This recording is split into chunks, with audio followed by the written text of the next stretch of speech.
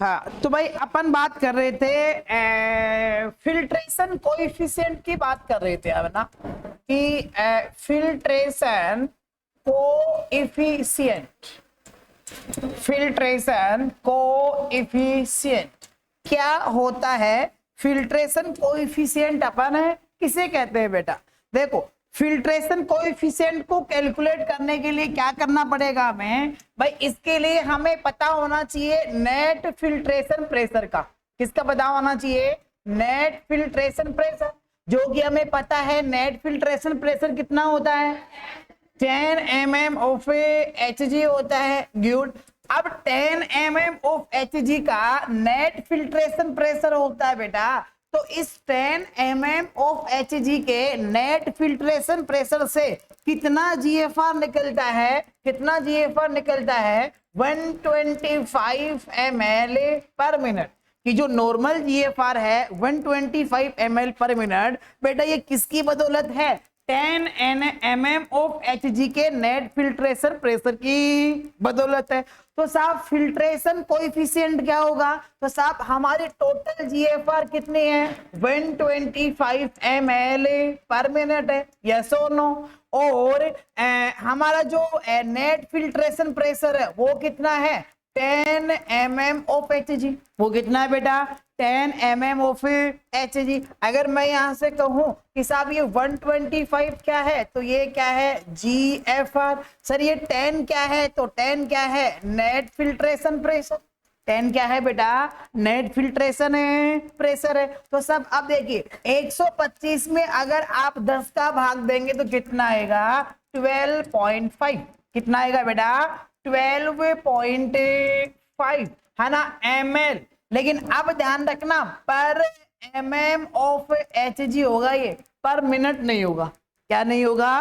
पर मिनट नहीं होगा। इसका मतलब ये हुआ कि GFR हमारी 125 ml है, और ये कब होती है? जब NFP कितना होता है? 10 होता है। तो कोएफिशिएंट एक एवरेज अगर अपन निकाले यहां से, तो 125 को डिवाइड किया अपन ने 10 से बेटा, तो कितना आया? 12.5 ml पर mm ऑफ Hg। कहने का मतलब 1 mm ऑफ Hg प्रेशर के ऊपर कितना फिल्ट्रेशन होता है बेटा? कितना फिल्ट्रेशन होता है? 125। कितना होता है? सॉरी 12.5 ml है ना mm ऑफ Hg पर मिनट है ना, mm ऑफ Hg पर मिनट। मतलब 1 मिनट में 1 mm ऑफ Hg प्रेशर के ऊपर कितना फिल्ट्रेशन होता है? 12.5 होता है। इसे कहते हैं कोएफिशिएंट। इसे अपन क्या कहते हैं? फिल्ट्रेशन कोएफिशिएंट कहते हैं। और अगर आपसे पूछे कि what is normal filtration coefficient, what is normal filtration coefficient, तो बेटा वो कितना होता है? ये 12.5 ml है ना पर ml पर mm ऑफ Hg पर मिनट। 12.5 ml पर mm ऑफ Hg पर मिनट कि 1 mm ऑफ Hg के ऊपर कितना फिल्ट्रेशन होता है? तो कितना होता है? 12.5। तो साहब नेट फिल्ट्रेशन 10 है, तो 10 mm ऑफ Hg पे कितना होगा? 12.5 मल्टीप्लाई बाई 10। आंसर वही आएगा 125 ml पर मिनट आएगा। लेकिन बेटा ये फिल्ट्रेशन कोएफिशिएंट पूछा जाता है, फिल्ट्रेशन कोएफिशिएंट पूछा जाता है। अब देखिए अगर आपसे मैं ऐसे कहूं कि भाई नेट फिल्ट्रेशन प्रेशर 10 से बढ़कर के कितना हो गया? 20 हो गया। नेट फिल्ट्रेशन प्रेशर कितना हो गया बेटा? 10 से बढ़कर के 20 हो गया। तो अगर अब आपसे कोई पूछे कि अब आप बताइए फिल्ट्रेशन कोएफिशिएंट बताइए, फिल्ट्रेशन कोएफिशिएंट बताइए, तो जैसा कि हमें पता है फिल्ट्रेशन कोएफिशिएंट ज्ञात करने के लिए क्या करना है? हमें नॉर्मल GFR को डिवाइड करना है बेटा किससे? नेट फिल्ट्रेशन प्रेशर से। क्वेश्चन में दिया है नेट फिल्ट्रेशन कितना है? 20 mm ऑफ Hg, और GFR कितना होता है? हमें पता है 125 ml पर मिनट होता है। NFT यहाँ पर कितना दिया है? 20 दिया है, कितना दिया है? तो 125 को अगर अपन कितने से डिवाइड करते हैं? 20 से डिवाइड करते हैं तो 6.25 ml पर mm Hg, और वो भी पर मिनट, पर mmHg पर मिनट बेटा। तो ऐसा क्वेश्चन यहाँ से पूछा जा सकता है। अगर नॉर्मल पूछता है तो नॉर्मल NFP होता है 10 और GFR होती है 125। 125 को 10 से डिवाइड करेंगे, नॉर्मल फिल्ट्रेशन कोएफिशिएंट आएगा 12.5 ml पर mmHg पर मिनट। लेकिन बेटा क्वेश्चन यहाँ पे वेरिएबल भी हो सकता है, आपको नेट फिल्ट्रेशन प्रेशर क्वेश्चन में दे सकता है कितना, 20 या 15 या 25 या 5, जितना भी दे उतने से ही डिवाइड करना है किसको, GFR को। तो आपको रिजल्ट क्या मिलेगा बेटा, फिल्ट्रेशन कोएफिशिएंट मिलेगा। इज इट क्लियर, यस और नो? अगली जो चीज बेटा यहाँ से पूछी जाती है या पूछी जा सकती है वो अपन कहते हैं फिल्ट्रेशन फ्रैक्शन। वो उसका नाम क्या है बेटा, फिल्ट्रेशन फ्रैक्शन है। ये कोई नई चीज नहीं है फिल्ट्रेशन फ्रैक्शन। आप फ्रैक्शन शब्द पहले भी पढ़ चुके हैं, आप फ्रैक्शन शब्द पहले भी पढ़ चुके हैं। सर कहाँ पढ़ चुके हैं, मैं याद दिलाता हूं आपको। जब आप पढ़ रहे थे CVS कार्डियोवैस्कुलर सिस्टम, पढ़ा है कि नहीं पढ़ा है? सबने पढ़ा है। तो CVS के अंदर एक शब्द आता है बेटा इजेक्शन फ्रैक्शन। क्या शब्द आता है? इजेक्शन फ्रैक्शन आता है, ejection fraction. Sir ejection fraction क्या होता है? तो इजेक्शन फ्रैक्शन का मतलब होता है percentage volume, percentage volume of cardiac output. कि कार्डियक आउटपुट का जो परसेंटेज वॉल्यूम होता है उसे क्या कहते हैं, इजेक्शन फ्रिक्शन कहते हैं। याद आ रहा है कि नहीं आ रहा, या सुना है कि नहीं सुना है ऐसा इजेक्शन फ्रिक्शन? देखो साहब, सर ये कैसे होता है, जैसे कि ये हमारा हार्ट है, हार्ट के कितने चैम्बर हैं, 4 चैम्बर। ये कौन सा वेंट्रिकल है, लेफ्ट वेंट्रिकल, और लेफ्ट वेंट्रिकल से कौन निकलता है भाई, aorta. So this is aorta, ये क्या है, एओर्टा। अब देखो लेफ्ट, अब देखो जब हमारा हार्ट फुल्ली क्या रहता है, रिलैक्स रहता है, फुल्ली क्या रहता है, रिलैक्स। या मैं यहाँ पर और भी अगर पैरामीटर्स बनाऊं तो भाई यहाँ पर ये हो गया इंफीरियर वेना केवा, ये हो गया सुपीरियर वेना केवा। इन दोनों वेना केवा से ब्लड आया किसमें, राइट एट्रियम में। फिर यहाँ से ट्राइकस्पिड वाल्व से किसमें चला गया, राइट वेंट्रिकल में। फिर राइट वेंट्रिकल से पल्मोनरी आर्टरी के द्वारा किसको चला गया, लंग्स को चला गया। फिर दोनों लंग से 2-2 पल्मोनरी वेन आई, और एक लंग से 2 आई, तो दोनों से कितनी होगी, 4। तो ये 4 पल्मोनरी वेन किस में ओपन हुई, लेफ्ट एट्रियम में बेटा। तो यहाँ पर कौन सा ब्लड आया, O2 ब्लड आया। फिर लेफ्ट एट्रियम से बाइकस्पिड वाल्व के द्वारा ये ब्लड किस में आ गया, लेफ्ट वेंट्रिकल में। और बेटा ये जो लेफ्ट वेंट्रिकल है ये ब्लड से फिल होता है, बढ़ता है। कब बढ़ता है, जब हमारे वेंट्रिकल रिलैक्स कर रहे होते हैं। क्या कर रहे होते हैं, रिलैक्स बोले तो डायलेट हो रहे होते हैं, डायलेटेशन कहते हैं। या फिर रिलैक्स बोले तो रिपोलराइजेशन कहते हैं। क्या कहते हैं, रिपोल। तो जब हमारे वेंट्रिकल रिलैक्स कर रहे होते हैं उस टाइम पर लेफ्ट एट्रियम से ब्लड आता है बेटा किसके अंदर, लेफ्ट वेंट्रिकल में। और लेफ्ट वेंट्रिकल ब्लड से भर जाता है, लेफ्ट वेंट्रिकल किससे बढ़ जाता है, ब्लड से बढ़ जाता है। आपने एक नाम होगा सुना होगा CVS में, EDV। क्या नाम सुना होगा, EDV। क्या मतलब होता है, एंड डायस्टोलिक वॉल्यूम।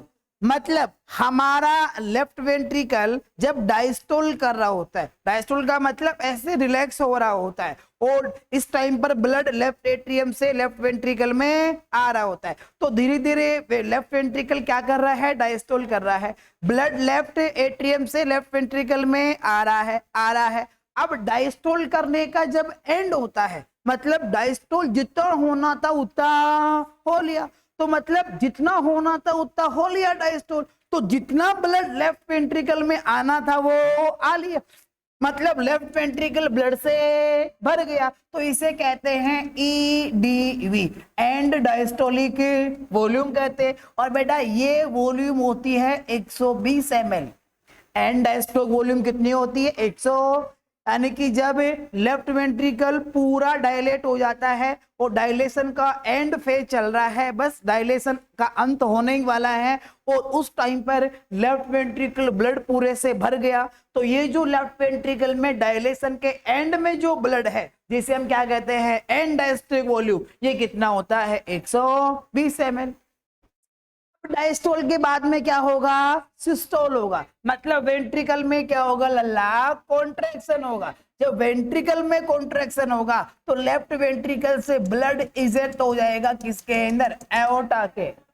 तो भाई देखो, जब लेफ्ट वेंट्रिकल कॉन्ट्रैक्ट करता है और जो अमाउंट ब्लड की एओर्टा में इजेक्ट करता है बेटा, इसे कहते हैं स्ट्रोक वॉल्यूम, जो कितनी होती है? 70 ml। मतलब 120 ml में से 70 ml बाहर आ गया। जब लेफ्ट वेंट्रिकल एक कॉन्ट्रैक्शन में जो ब्लड एओर्टा में इजेक्ट किया है, अगर आप इसे ml में काउंट करते हो तो ml में होता है 70 ml, और जब ml में काउंट करते हो तो बेटा इसे कहा जाता है स्ट्रोक वॉल्यूम, इसे कहा जाता है।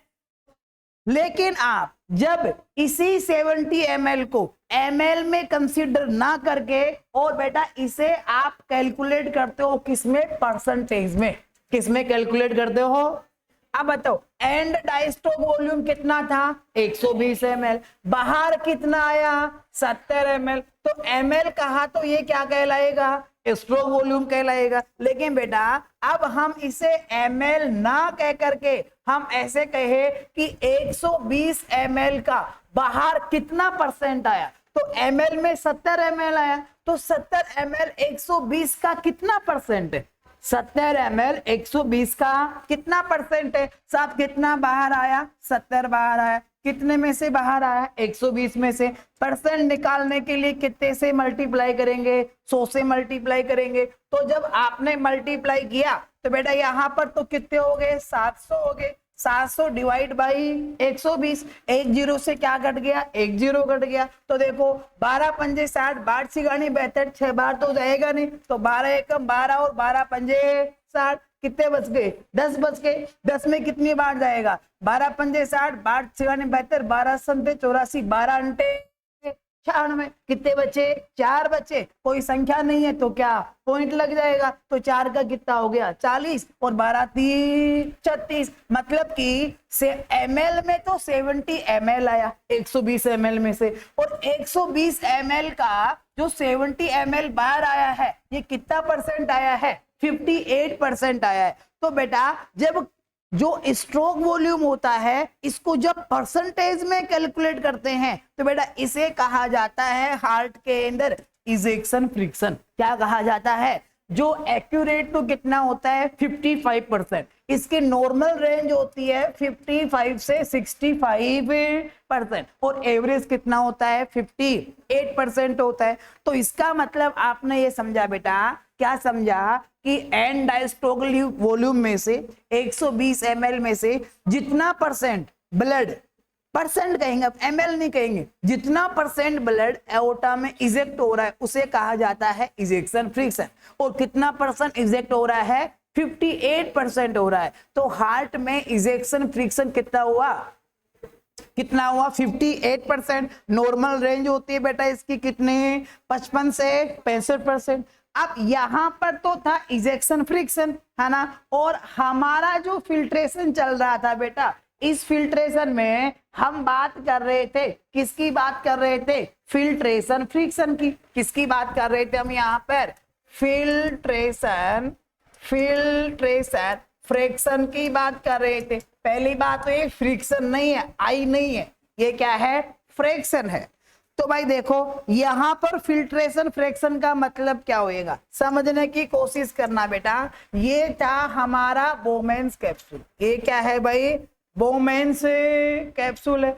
इस बोमेन्स कैप्सूल के अंदर ये आया अफरेंट आर्टीरियोल, आकर क्या बन गई? कैपिलरी, और इफरेंट क्या निकल गया? बाहर निकल गया। जो अफरेंट आर्टीरियोल आ रहा था इसके थ्रू रीनल प्लाज्मा, क्या भाई, रीनल प्लाज्मा कितना आ रहा है, 650 ml।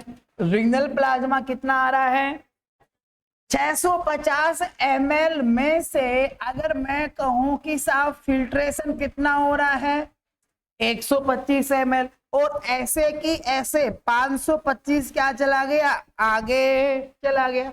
तो यहां पर देखो, हार्ट में तो लेफ्ट वेंट्रिकल से बाहर निकलने वाला था 70 ml, जिसको परसेंटेज में 58% कहा, और यहां पर बाहर किससे निकलेगा, ग्लोमेरुलस से। कितना निकल रहा है बेटा, 125 ml। अब 125 ml 650 का कितना परसेंट है, 125% 650 का कितना परसेंट है, जितना परसेंट है बेटा वही क्या कहलाएगा, फिल्ट्रेशन फ्रिक्शन। वही क्या कहलाएगा, फिल्ट्रेशन फ्रिक्शन। तो देखो, फिल्ट्रेशन फ्रिक्शन का मतलब हुआ सर, क्या मतलब हुआ, परसेंटेज। फिल्ट्रेशन फ्रिक्शन का मतलब हुआ percentage of renal plasma, percentage of renal plasma that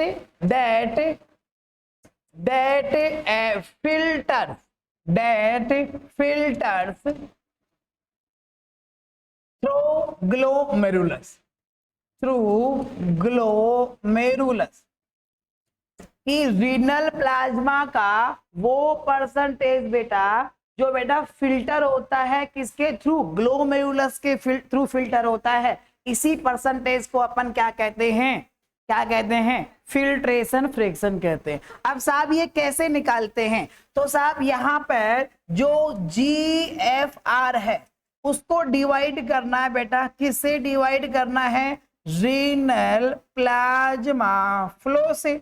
किससे डिवाइड करेंगे, रीनल प्लाज्मा फ्लो से, और मल्टीप्लाई कर देंगे कितने से, 100 से। 100 से काहे, परसेंटेज निकालना है तो कितने से मल्टीप्लाई करना पड़ता है, 100 से। अब देखो भाई, खुली किताब है, क्या है, खुली किताब है। अगर मैं आपसे कहूं बताओ नॉर्मल GFR कितना होता है, 125, रीनल प्लाज्मा फ्लो कितना होता है, 650, ये भी ml में और ये भी किस में है, ml में। मल्टी ml पर मिनट है GFR, है ना, और ये भी 650 ml पर मिनट है। GFR को मैं लिखूं तो पूरा लिखूंगा 125 ml पर मिनट, और रीनल प्लाज्मा फ्लो कितना है, 650 ml पर मिनट है। मल्टीप्लाई कितने से किया, 100 से।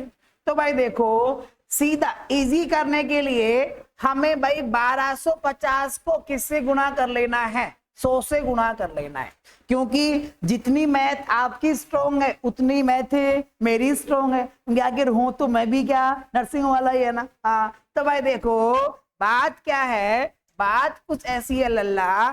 तो 125 को 100 से गुणा करेंगे तो भाई 125 तो ऐसे के ऐसे, 100 के 2 जीरो यहाँ पर ऐसे लग जाएंगे, है ना, और डिवाइड करेंगे कितने से, 650 से। अब काटने का तो कहना ही क्या है, बताने की आवश्यकता नहीं है इसके लिए। तो 1 जीरो से 1 जीरो कटा कि नहीं कटा, कटा कि नहीं कटा, कटा। अब 5 से काट लो, किससे काट लो भाई, 5 से काट लो। तो भाई ये जो 65 5 से कितनी बार कटेगा, 5 से कम 5 और 5 से ये 15, है ना। अब देखो, अब यहाँ पर कितना बचा है, 1250 बचा है, इसको भी कितने से काट लो, 5 से काट लो। तो 1250 को 5 से काटा तो 12 में 5 का भाग कितनी बार गया भाई, 2 बार गया। तो 5 दूना 10, 2 बच्चा यहाँ पर 25 हो गए, तो 50 में 25 और यहाँ पे 0, मतलब कितना हो गया, 250, 250। अब तो बड़ा इजी हो गया, मतलब 250 को डिवाइड करना है कितने से, 13 से, है ना। 2 बार तो होगा नहीं, 2 बार तो होगा नहीं, तो 13 एकम में 13। कितने बच्चे फिर यहाँ पे, 25 में से 13 गए तो कितने बच्चे भाई, 25 में से 13 गए तो कितने बचे, 12। आगे क्या है, 0, तो 0 लगाया तो कितना हो गया, 120 हो गया। 13 का होता है 130, तो मतलब 10 बार तो जा नहीं रहा, तो कितनी बार जाएगा? 9 बार जाएगा। कितनी बार जाएगा? 9 बार जाएगा। पॉइंट के बाद में संख्या मैटर नहीं करती, तो अपन कह सकते हैं कि साहब कितना आ गया, एग्जैक्ट निकाले तो 19.22 आएगा। कितना आएगा? 19 पॉइंट। आप तो पॉइंट को छोड़ो, आप तो केवल कितना ध्यान रखना, कितना ध्यान रखना? 19 ही ध्यान रखना। कितना ध्यान रखना है बेटा? 19%। 100 से अपन ने मल्टीप्लाई किया था परसेंटेज के लिए, तब ml ml नहीं लगेगा बेटा, क्या लगेगा? परसेंट लगेगा। क्योंकि यहाँ देख लो, ml से ml कट गया, मिनट से मिनट कट गया, केवल 100 क्या रहा है? परसेंट वाला रहा है। केवल 100 क्या रहा है? परसेंट वाला। तो फिल्ट्रेशन प्रेशर कितना आया? 19%। कितना आया बेटा? जो फिल्ट्रेशन फ्रैक्शन है वो कितना आया? 19% आया। अब यहां से एक बात और लिख लेना, स्टार लगा करके। सर वो क्या बात है बेटा? वो है रेंज। वो क्या है? रेंज। सर काहे का रेंज है? तो वो रेंज अपन कहते हैं normal, normal range, normal range of filtration, filtration fraction. भाई देखो एग्जैक्ट तो कितना होता है? 19% होता है, लेकिन इसकी रेंज होती है, वो होती है 15 से 20%। कितनी होती है? 15 से 20%। जैसे मैंने अभी आपको निकाला था इजेक्शन फ्रिक्शन, एवरेज तो 58%, नॉर्मल रेंज कितनी थी? 55 से 65%। तो भाई इसी प्रकार से जो एग्जैक्ट या एवरेज जो फिल्ट्रेशन फ्रैक्शन है वो कितना है? 19%। कितना है? और रेंज में पूछे कि what is the normal range of filtration fraction, तो आपको क्या लगाना है? 15 से 20, और 19 15 से 20 के अंदर आ रहा है बेटा। इसका मतलब ये हुआ कि 650 ml जो रीनल प्लाज्मा था, जो कि आ रहा था नेफ्रॉन के अंदर, ग्लोमेरुलस के अंदर, उसमें से 125 ml क्या होता है? फिल्टर होता है। तो 650 का 125 कितना परसेंट हुआ? 19%। कितना परसेंट हुआ? इसका मतलब फिल्ट्रेशन फ्रैक्शन का मतलब हुआ कि परसेंटेज ऑफ फिल्ट्रेट, क्या? परसेंटेज ऑफ फिल्ट्रेट किसमें से? रीनल प्लाज्मा में से, कि रीनल प्लाज्मा में से कितना परसेंट फिल्ट्रेट फिल्टर हो रहा है, उसकी परसेंटेज को अपन क्या कहते हैं? क्या कहते हैं भाई उसकी परसेंटेज को? फिल्ट्रेशन फ्रैक्शन कहते हैं। इनको हल्के में ना लेना, ये एक क्वेश्चन अक्सर एग्जाम में पूछे जाते हैं, और बहुत ही कम लोगों को ये फिगर भी पता है। हर किसी को ये फिगर भी, जब ऐसे क्वेश्चन आते हैं तो स्क्रीन की तरफ देखते बच्चे ऐसे देखते हैं, ये कहाँ से आ गया, ये कहाँ से, कहीं किसी दूसरे गोले से तो नहीं आ गया है ना ये क्वेश्चन इसी गोले का है, इसी मानव शरीर के बारे में है ना। तो आपको इन चीजों के बारे में क्या होना चाहिए बेटा? पता होना चाहिए। चलिए तो फिर मुझे एक बार बता दो सर, क्या बता दे, हम क्या पढ़ रहे हैं? हाँ हम क्या पढ़ रहे हैं? यूरिन फॉर्मेशन पढ़ रहे। चलो बधाई हो, आपको पता है कि हम क्या पढ़ रहे हैं? यूरिन फॉर्मेशन पढ़ रहे हैं। कितनी स्टेप थी इसकी? पहली स्टेप का नाम क्या था? जो कि हमने विस्तार से डिस्कस किया कि ग्लोमेरुलर फिल्ट्रेशन मतलब जीएफआर। जीएफआर क्या है? एक रेट है। किसकी रेट है? फिल्ट्रेट के फॉर्मेशन की क्या है? रेट है, जो दोनों किडनियों के सभी नेफ्रॉन के द्वारा की जाती है। नॉर्मल जीएफआर 125 ml पर मिनट होती है, और एक दिन में 180 लीटर होता है। एक दिन में कितना होता है? 180 लीटर होता है। और फिर बेटा इसके बाद में अपन ने जाना कि रीनल ब्लड फ्लो कितना होता है, रीनल प्लाज्मा फ्लो कितना होता है, और हमारा जो जीएफआर नॉर्मल होता है 125 ml पर मिनट, ये कैसे मेंटेन रहता है, कौन कौन से प्रेशर इसको अफेक्ट करते हैं। तो अपन ने देखा कितने प्रेशर हैं? 3 प्रेशर है। प्रेशर तो कितने हैं? 3। पहला कौन सा? नॉर्मल कितना होता है? कितना होता है? जो जीसीपी होता है, ये जीएफआर के डायरेक्ट प्रोपोर्शन में होता है कि इनडायरेक्ट? डायरेक्ट होता। दूसरा प्रेशर कौन सा था? ये किसके द्वारा लगाया जाता है? प्लाज्मा प्रोटीन के द्वारा। नॉर्मल कितना होता है 25 mm ऑफ Hg होता है। लेकिन ये जो ऑस्मोटिक प्रेशर है ये जीएफआर के डायरेक्ट होता है या इनडायरेक्ट? इनडायरेक्ट मतलब अगर ऑस्मोटिक प्रेशर बढ़ता है तो जीएफआर पे क्या इफेक्ट होगा? कम। और ओपी घटता है तो जीएफआर क्या होगी? तीसरा प्रेशर कौन सा था? नॉर्मल कितना होता है? हाइड्रोस्टेटिक प्रेशर किसके द्वारा लगाया जाता है? ट्यूबुलर फ्लूइड के द्वारा। कौन से फ्लूइड के द्वारा? और ये हाइड्रोस्टेटिक प्रेशर भी क्या होता है बेटा? इनडायरेक्ट प्रोपोर्शन में होता है। किसके? जीएफआर। किसके होता है? जीएफआर। फिर इसके बाद में हमने दो चीजें यहां से और पढ़ी। क्या? फिल्ट्रेशन कोएफिशिएंट पढ़ा हमने, है ना। देन फिल्ट्रेशन फ्रिक्शन हमने पढ़ा, और एक पढ़ा हमने net filtration pressure. Net filtration pressure कितना होता है? 10 mm ऑफ Hg होता है। फिल्ट्रेशन फ्रैक्शन कितना होता है? कितना होता है? 19% होता है। कितना होता है? 19। और फिल्ट्रेशन कोएफिशिएंट कितना होता है? 12.5 ml per mm of Hg पर मिनट। इतनी बात क्लियर है लाला? यस और नो? चल, तो फिर मतलब पहली स्टेज मैं कंप्लीट समझूं कि यूरिन फॉर्मेशन की। और जो दूसरी स्टेप है बेटा, दूसरी स्टेप का नाम है, क्या नाम है? Tubular reabsorption. और तीसरी का नाम क्या है? देखो भाई, वैसे स्टेजेस तो अलग अलग है कि यूरिन फॉर्मेशन की कितनी स्टेज तो कहना है, कितनी? 3। लेकिन पढ़ने को हम ट्यूबुलर रीएब्जॉर्प्शन को और सीक्रेशन को साथ साथ ही पढ़ेंगे बेटा। लेकिन स्टेज पूछे कितनी तो कितनी है? 3 ही है। हम थोड़ा सा शॉर्टाइज करने के लिए, समय बचाने के लिए हम दोनों को साथ पढ़ रहे हैं बेटा। और अगला तथ्य हम पढ़ रहे हैं यूरिन फॉर्मेशन के अंदर, जिसका नाम क्या है? Tubular reabsorption. Yes, tubular reabsorption.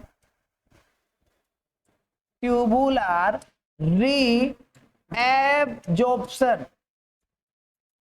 And secretion. And secretion. भाई देखो, सीक्रेशन लगा दिया मतलब यहीं पर अपन थर्ड स्टेज भी साथ में डिस्कस करेंगे, है ना। ट्यूबुलर सीक्रेशन भी साथ में डिस्कस करेंगे। मतलब यहीं पे देखेंगे कि कौन कौन से का एब्जॉर्प्शन कहां पर होता है, कैसे एब्जॉर्प्शन होता है, कौन से एलिमेंट का सीक्रेशन कहां पर होता है। दोनों चीजें अपन एक साथ ही डिस्कस करेंगे बेटा। देखो, इससे पहले मैं आपको एक आइडिया देना चाहूंगा बेटा। सर क्या? कि भाई ये क्या है? नेफ्रॉन। ये क्या है? मैंने भाई पहली क्लास में कह दिया था कि रीनल सिस्टम के स्टार्ट होने से लेकर के और रीनल सिस्टम के एंड तक एक शब्द आता रहेगा। क्या आता रहेगा? क्योंकि नेफ्रॉन ही है सब कुछ। किसका? Renal system. रीनल सिस्टम का जो कुछ भी है, मैं कह सकता हूं कि रीनल सिस्टम का लाल या लाली जो भी है वो कौन है भाई? नेफ्रॉन ही है। कौन है? इसलिए इसका नाम आता रहेगा जब तक रीनल सिस्टम चलेगा, तब तक बेटा।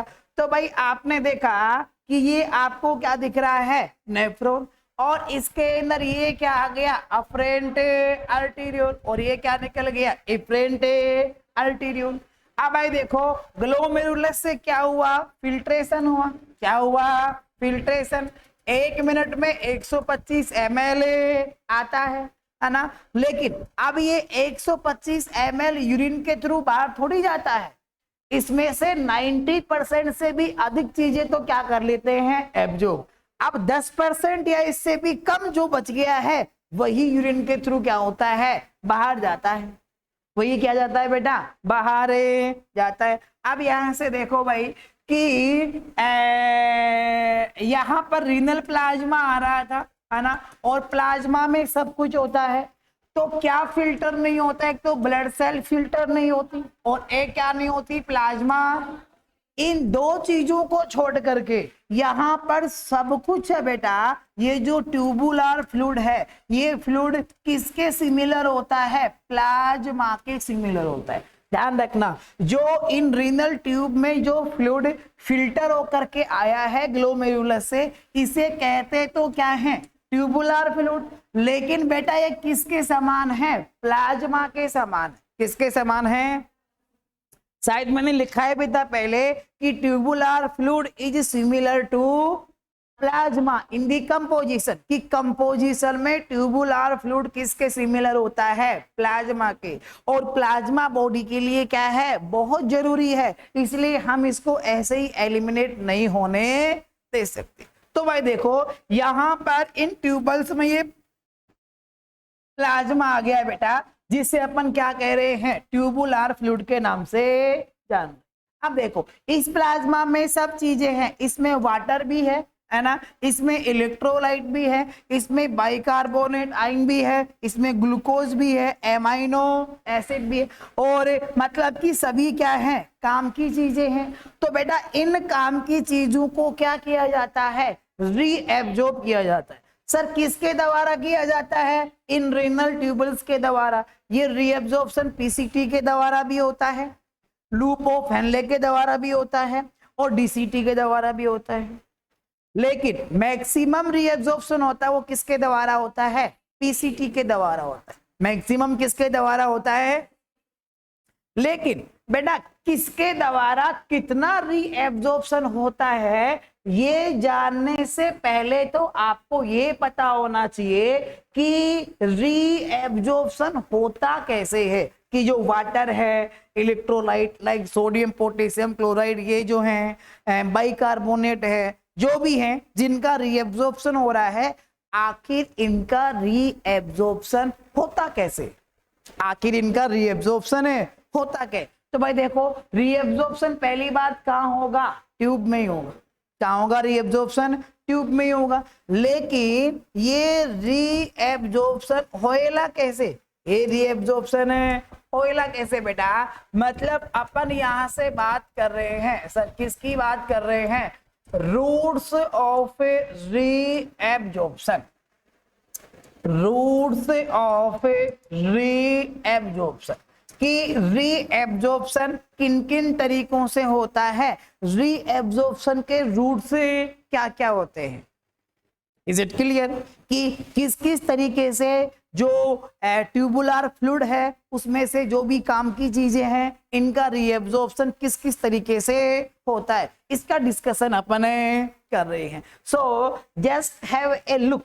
यस, आपको बेटा एक चीज देखनी है पहले, तो सबसे पहली अगर बात बताऊं मैं, तो भाई देखो ये है ट्यूबल के अंदर पहली ट्यूब है ना, और पहली ट्यूब मतलब आप समझ गए होंगे इसका नाम क्या है, क्या नाम है, पीसीटी। क्या नाम है, पीसीटी ऐसी होती है, पीसीटी में पी से तो मतलब प्रोक्सिमल है, सी से मतलब क्या है, कॉन्वोल्यूटेड, कॉन्वोल्यूटेड का मतलब टेढ़ी मेढ़ी, सांप की तरह कैसी होती है, टेढ़ी मेढ़ी।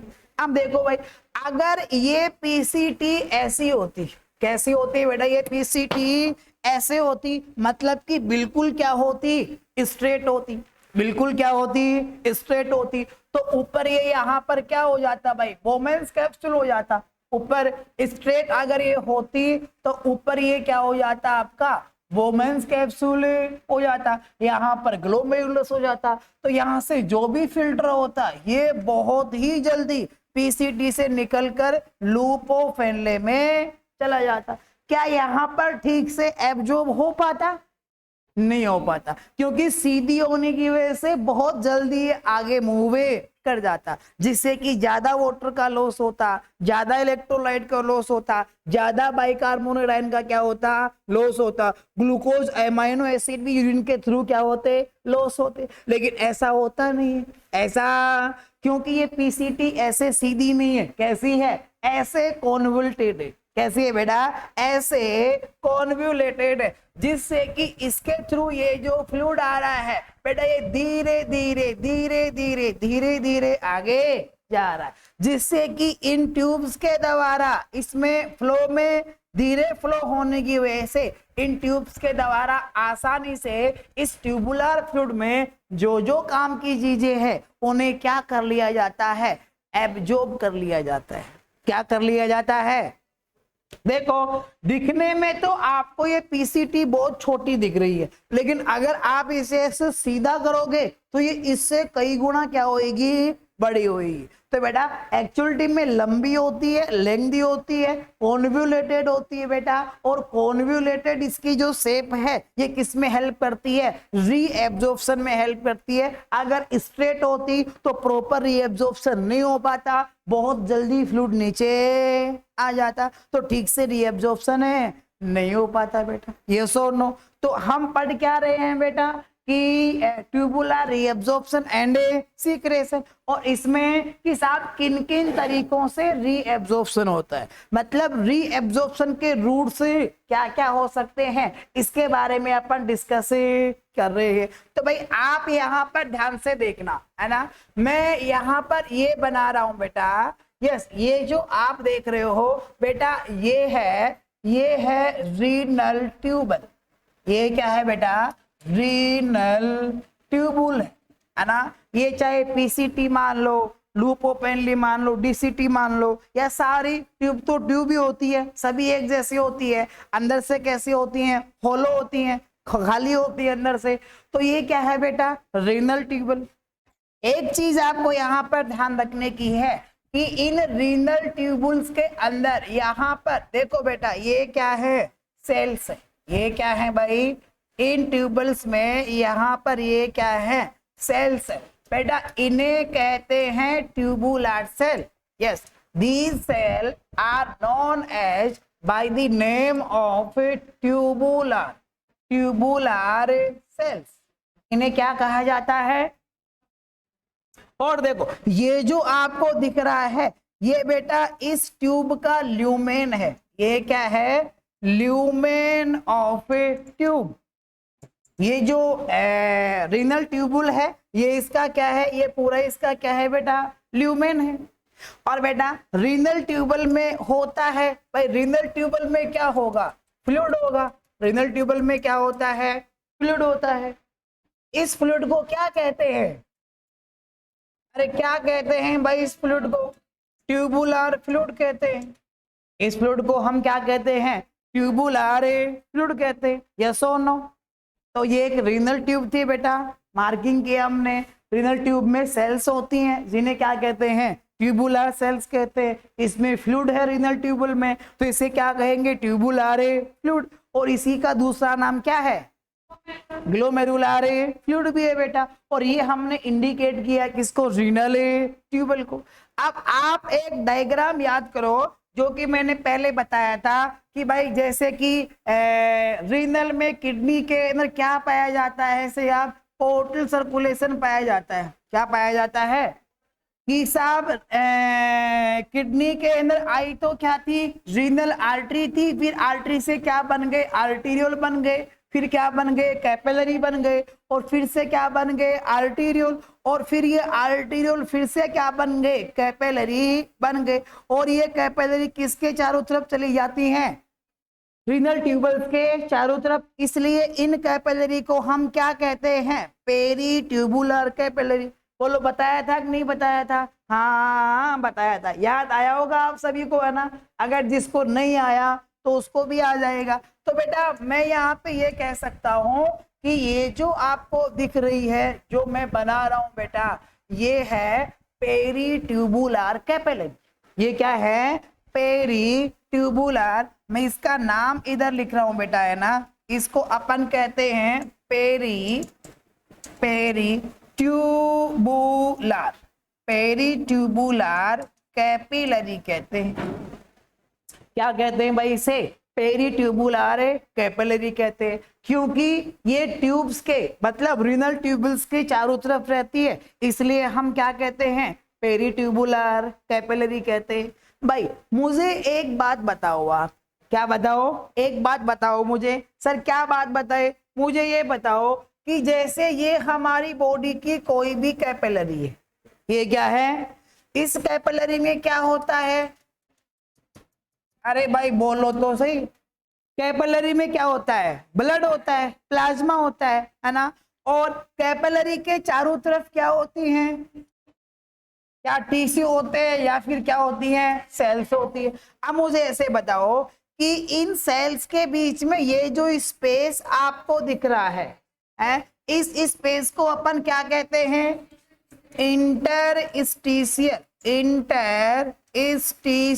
इंटरस्टिशियल स्पेस कहते हैं। ये बात तो आप जानते होंगे, है ना। और इसमें क्या भरा होता है, फ्लूइड भरा होता है, जिसको हम क्या कहते हैं, इंटरस्टिशियल फ्लूइड कहते हैं। अब मैं अगर ऐसे कहूं कि ये जो इंटरस्टिशियल फ्लूइड है ये आईसीएफ है या फिर ये ईसीएफ है। आईसीएफ का मतलब इंट्रासेलुलर फ्लूइड और ईसीएफ का मतलब एक्स्ट्रासेलुलर फ्लूइड। तो बताओ ये कौन सा फ्लूइड है, ईसीएफ है। ये कौन सा फ्लूइड है बेटा, ECF है। तो बेटा हैव ए लुक हियर, क्या कि ये ट्यूब है, ये ट्यूब्स की क्या है, सेल है, मतलब ट्यूबुलर सेल है। तो ये और ये क्या है, कैपिलरी। कैपिलरी में क्या है बेटा, ब्लड। इसमें क्या है, तो कैपिलरी और ट्यूब के बीच में ये जो स्पेस है, और बेटा इस स्पेस के अंदर ये जो आपको यहाँ पे क्या दिख रहा है, फ्लूइड दिख रहा है, इस फ्लूइड को अपन क्या कहते हैं, ECF। क्या कहते हैं हम इसे, ECF, एक्स्ट्रा सेलुलर फ्लूइड। ये क्या है, एक्स्ट्रा सेलुलर फ्लूइड। तो ध्यान रखना, रीनल ट्यूबल और कैपिलरी के बीच में भी क्या होता है, फ्लूइड होता है, जिसे क्या कहा जाता है, एक्स्ट्रा सेलुलर फ्लूइड कहा जाता है। अब भाई देखो, ये जो हमारा ट्यूब में जो ट्यूबुलर फ्लूइड है भाई साहब, इसमें ग्लूकोज है, इसमें एमाइनो एसिड है, इसके अंदर इलेक्ट्रोलाइट्स है। इसमें क्या है, इलेक्ट्रोलाइट्स है। इसके अंदर बेटा बाइकार्बोनेट आयंस है। इसमें क्या है, बाइकार्बोनेट आयंस है। और ये बॉडी के लिए क्या है, नेसेसरी है। तो इनका रीएब्जॉर्प्शन होना क्या है, जरूरी है। जरूरी नहीं बल्कि क्या है, कंपल्सरी है। रीएब्जॉर्प्शन होना क्या है बेटा, इनका कंपल्सरी है।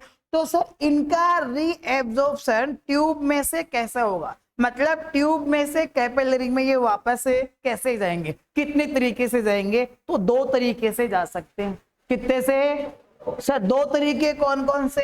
एक तरीका तो ये है क्या कि ये जो ट्यूबुलर फ्लूइड है और इसके अंदर ये जो भी जो एलिमेंट्स है, कंटेंट्स है, मतलब सोल्यूट्स है, चाहे वो ग्लूकोज हो, एमाइनो एसिड हो, इलेक्ट्रोलाइट हो, चाहे कोई भी सोल्यूट हो। ये सोल्यूट एक तो किस तरीके से जा सकता है कि ट्यूबुलर फ्लूइड से चला गया बेटा, किसमें, ट्यूबुलर सेल में चला गया, और फिर ट्यूबुलर सेल ने इसको बेटा छोड़ दिया किसके अंदर, एक्स्ट्रा सेलुलर फ्लूइड के अंदर, है ना। और फिर इस फ्लूइड से बेटा ये चला गया किसके अंदर, कैपिलरी के अंदर। किसके अंदर चला गया, तो मतलब यहाँ पर ये जो सोल्यूट था ये ट्यूबुलर सेल से होता हुआ किसमें गया है, कैपिलरी के अंदर गया है। तो मतलब देखो यहाँ पर इस ट्यूबुलर फ्लूइड में से एमाइनो एसिड, मतलब सोल्यूट का क्या हुआ, रीअब्जॉर्प्शन हुआ, कैपिलरी में गया। किसके थ्रू गया बेटा, सेल के थ्रू गया, ट्यूबुलर सेल के थ्रू गया बेटा। इसलिए अपन बेटा इस प्रकार का ये जो रीएब्जॉर्प्शन है, इसको कौन सा रीएब्जॉर्प्शन कहते हैं बेटा, इसे कहते हैं ट्रांससेलुलर। क्या कहेंगे, ट्रांससेलुलर रीएब्जॉर्प्शन।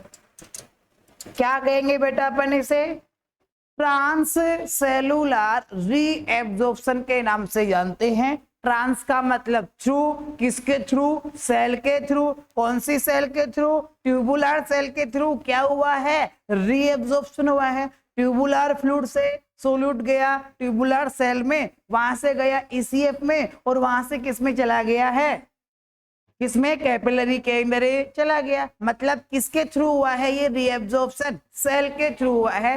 तो बेटा इसलिए अपन इसे कहते हैं ट्रांससेलुलर रीएब्जॉर्प्शन। क्या कहते हैं हम इसे, ट्रांससेलुलर रीएब्जॉर्प्शन कहते हैं। ठीक है सर, एक रूट तो बेटा रीएब्जॉर्प्शन का ये हो गया। सर और कौन सा रूट होता है रीएब्जॉर्प्शन का, तो अब देखिएगा ध्यान से, दूसरा जो रूट है रीएब्जॉर्प्शन का, उसमें क्या होता है कि ये जो ट्यूबुलर फ्लूइड के अंदर सोल्यूट है, ये सोल्यूट ट्यूबुलर सेल्स के बीच में ये जो गैप है, इस गैप से होता हुआ किस में आ गया, ईसीएफ में आ गया। किस में आ गया, इसी, और फिर ईसीएफ से किस में चला गया, कैपिलरी के अंदर चला गया। यहाँ सेल के थ्रू नहीं आया है, सेल के इर्द गिर्द से आया है। जैसे कि हमारे ग्लोमेरुलर कैपिलरी के अंदर भी एंडोथेलियल सेल्स थे बेटा, जिनके बीच में गैप था, और उन गैप से क्या हो रहा था, फिल्ट्रेशन हो रहा था, है ना। यहाँ पर भी बिल्कुल वैसा ही है कुछ, कि ट्यूबुलर सेल के बीच में जो स्पेस होता है, इस स्पेस से होता हुआ बेटा सोल्यूट किस में आ जाता है, ईसीएफ में, और फिर ईसीएफ से किसके अंदर आ गया, कैपिलरी के अंदर आ गया। तो बेटा इस प्रकार के, यस क्या, इस प्रकार का ये जो रीएब्जॉर्प्शन है, इसे कहा जाता है सर, क्या कहा जाता है, इसे कहा जाता है बेटा पैरासेलुलर, क्या कहा जाता है, पैरासेलुलर रीएब्जॉर्प्शन। क्या कहेंगे भाई, पैरासेलुलर, पैरा का मतलब सेल के चारों तरफ से, मतलब सेल के इर्द गिर्द से, मतलब यहां से, यहां से, यहां से, यहां से, मतलब सेल के चारों तरफ से, सेल के अराउंड से क्या होना, रीएब्जॉर्प्शन होना सॉल्यूट्स का, तो हम उसे क्या कहेंगे, पैरासेलुलर रीएब्जॉर्प्शन कहेंगे। तो भाई देखो ये हुआ दूसरा रूट किसका, रीएब्जॉर्प्शन का। पहला कौन सा था, ट्रांससेलुलर, दूसरा कौन सा हुआ, पैरासेलुलर। तो बेटा अगर आपसे ऐसा पूछे कि which of the following is a root of reabsorption in renal tubule, तो दोनों में से जो भी मिले वही क्या होएगा, आपका आंसर होएगा। ट्रांससेलुलर भी होता है और कौन सा होता है, पैरासेलुलर भी होता है। अगर मैं और यहाँ से संधि विच्छेद करूं क्या, कि साहब ये तो था यहाँ पर ट्रांससेलुलर, ट्रांससेलुलर रीएब्जॉर्प्शन, और इस तरफ था ये हमारा कौन सा, पैरासेलुलर, पैरासेलुलर रीएब्जॉर्प्शन। तो भाई अब आप बताओ ट्रांससेलुलर के अंदर कहां से बेटा, ट्रांससेलुलर के अंदर ट्यूबुलर, ट्यूबुलर फ्लूइड से, कहां से भैया, ट्यूबुलर फ्लूइड से बेटा क्या, सोल्यूट, क्या सोल्यूट्स, यानी कि एमाइनो एसिड, ग्लूकोज, इलेक्ट्रोलाइट, ये सब है ना, सोल्यूट जाता है किसके अंदर, ट्यूबुलर सेल में, ट्यूबुलर सेल के अंदर। फिर ट्यूबुलर सेल से किस में गया, ईसीएफ में गया, किस में गया भाई, और ईसीएफ से किसके अंदर गया, कैपिलरी के अंदर गया, किसके अंदर गया, कैपिलरी के अंदर चला गया।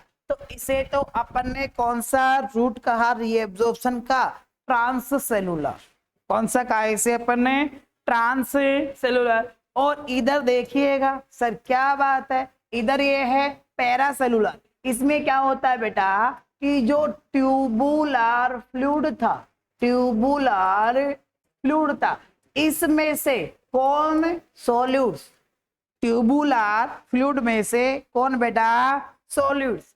ये बेटा सोल्यूट्स किसके चारों तरफ से, या फिर बिटवीन दी सेल, यानी कि दो सेल्स के बीच के स्पेस से डायरेक्ट किसके अंदर चला गया, ईसीएफ के अंदर चला गया, डायरेक्ट किसमें चला गया, ईसीएफ में, और फिर ईसीएफ से किसके अंदर गया है, कैपिलरी के अंदर गया है। तो बेटा इस प्रकार के रीएब्जॉर्प्शन को हम किस नाम से जानते हैं, क्या कहते हैं, पैरासेलुलर रीएब्जॉर्प्शन के नाम से हम इसे जानते। This is known as by the name of a paracellular reabsorption. हाँ बेटा क्या कहते हैं हम इसे, पैरासेलुलर। तो भाई देखो ये रीएब्जॉर्प्शन के दो रूट होते हैं, ट्यूबुल्स, ट्यूबुल्स के कितने रूट होते हैं, दो रूट होते हैं ट्यूबुल्स के, है ना। अब इसके बाद में बात आती है sides of reabsorption, sides of reabsorption. कि साहब रूट की बात तो ठीक है, कैसे कैसे रीएब्जॉर्ब होता है, दो तरीके से होता है, ठीक है सर। लेकिन अब रीएब्जॉर्प्शन कहाँ कहाँ होता है? रीएब्जॉर्प्शन कहाँ कहाँ होता है? तो तीन जगह रीएब्जॉर्प्शन होता है। पहला तो कहाँ होता है? पीसीटी में, दूसरा कहाँ होता है? लूप ऑफ एनले में, और तीसरी साइड क्या होती है? डीसीटी। तीसरी साइड क्या होती है? डीसीटी होती है। अपन यहाँ पर पढ़ेंगे कि पीसीटी में कौन कौन से सॉल्यूट का कितना कितना रीएब्जॉर्प्शन होता है, लूप ऑफ एनले में किसका कितना रीएब्जॉर्प्शन होता है, और डीसीटी में कौन से सॉल्यूट का कितना रीएब्जॉर्प्शन होता है, और पीसीटी में किसका सीक्रेशन होएगा, डीसीटी में किसका सीक्रेशन होएगा, लूप ऑफ एनले में किसका सीक्रेशन होएगा, ये भी हम साथ ही डिस्कस करेंगे बेटा, जो कि हम पढ़ेंगे कल की क्लास में, अगली क्लास में, है ना। आज के लिए इतना ही। एक बार नोटबुक देना बेटा।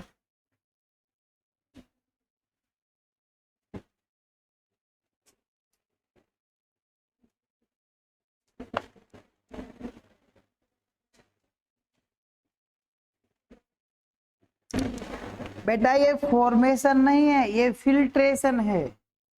सर ये मैं देखो अगर आप ऐसे पढ़ोगी फॉर्मेशन यूनिट ऑफ नेफ्रॉन, तो मतलब कोई मतलब कुछ नहीं बनता है ना। हाँ ठीक करना एक बार, है ना।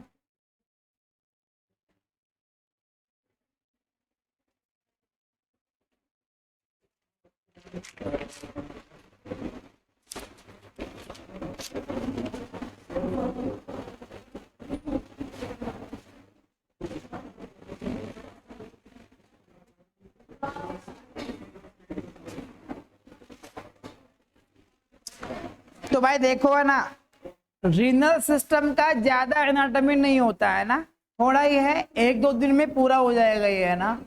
हाँ लेकिन फिर बाद में अपन पढ़ेंगे एमएसएन। तो भाई इसमें फायदे वाली बात ये कि अभी साथ साथ में आप अच्छे से रिवीजन करके चलो एनाफिजियो का, मतलब रीनल सिस्टम की एनाटॉमी का, ताकि एमएसएन में आपको रटना नहीं पड़े, आपके ऊपर ज्यादा बर्डन ना हो। और चूंकि आपने एनाटॉमी को ठीक से रिवाइज नहीं किया, तो पहली बात तो एमएसएन कछु समझ में ही नहीं आई, वैसी समझ में आएगी जैसी पहले आती थी, जैसी आनी चाहिए वैसी नहीं आएगी। क्योंकि रटाफिकेशन के लिए हमारे पास में कोई छोटा सिलेबस नहीं है किसी अब रट ले, 2 4 5 पेज नहीं कि उसको हम रट ले बढ़ाया ना, बहुत बड़ा सिलेबस है, तो रटने से बातें नहीं बनेगी।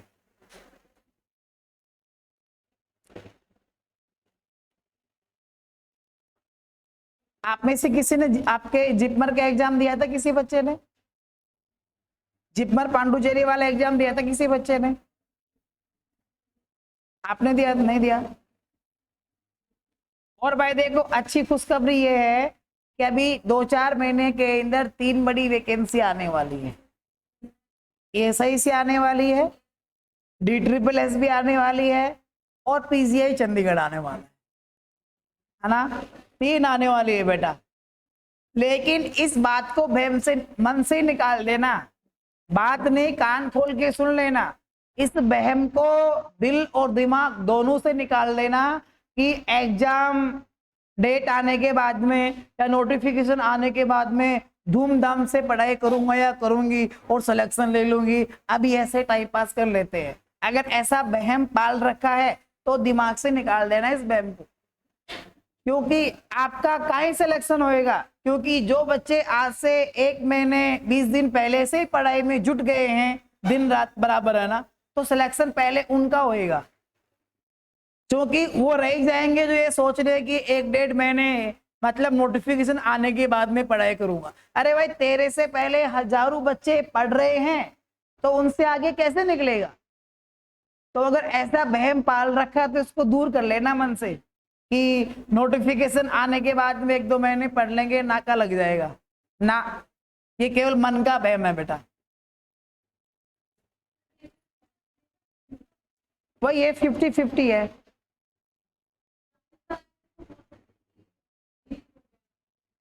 क्या 80-20 क्वेश्चन की बात कर रहे हो ना भाई? देखो ऐसा कोई अपडेट तो मिला नहीं मुझे, लेकिन 50-50 चलता आ रहा है पहले से। और तो बाकी जो भी नोटिफिकेशन आएगा उसमें कंफर्म हो जाएगा। लेकिन आपको बेटा कभी भी मैथ्स, जीके और रीजनिंग को हल्के में नहीं लेना है ना। देखो हल्के में लेने का परिणाम मैं आपको बताऊं बेटा, तो अभी आपने देखा होगा